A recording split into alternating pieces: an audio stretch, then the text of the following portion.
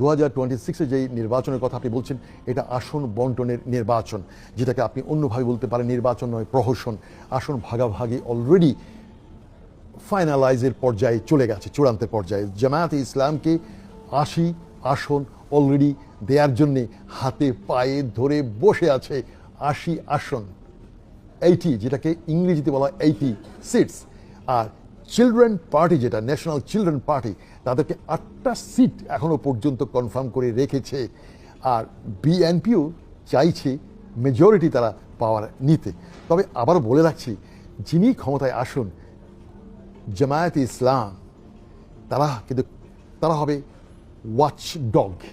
এই watch dog বলতে অনেকে হয়তো বুঝবে না যে ক্ষমতার পেছনে যে মুগুর যে হাতে থাকা, এই মুগুরধারী হবে জামায়াতে ইসলাম। সুতরাং যারা আসবে 2026-এ, এটা একটা মিক্সড একটা কিছু আসবে। আর আমি আগেও বলেছিলাম জামায়াতে ইসলামকে যদি মেজরিটি দিয়েও এবার ক্ষমতায় বসানো হয়, Jamaat-e Islam is too smart, very smart. Jamaat-e ইসলামকে সেধে দিল, এবার আসবে না, এরা বসবে না, এরা বসতে চাইবে না। বাট 2028-এ জামাতকে পায়ে ধরে সেধেই তাকে দিতে হবে।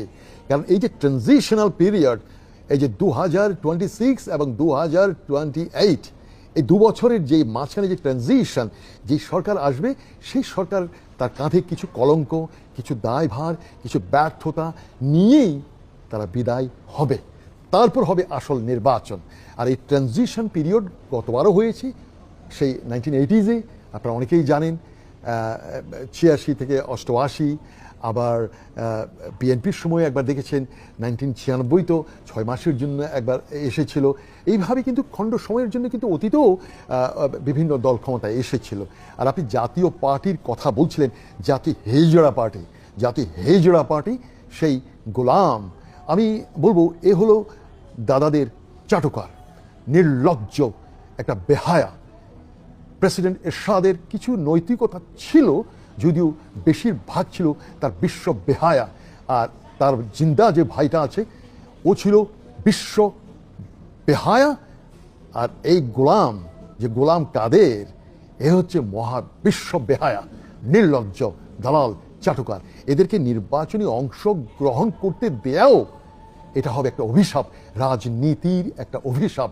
জাতীয় পার্টিকে ব্যান করা অত্যন্ত জরুরি। কারণ এই রাজনীতিকে আর কলঙ্কিত হতে দেওয়া যায় না।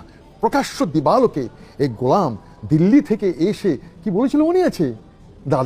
দাদারা বলুক, আমি কিছু বলবো না, ভাসুরের নাম আমি নিতে পারবো না, ভাসুর যদি মনে কষ্ট নেয়, ভাসুরের নাম মুখে নেওয়া যাবে না। এই সেই গোলাম কাদের, হেজড়া কাদের।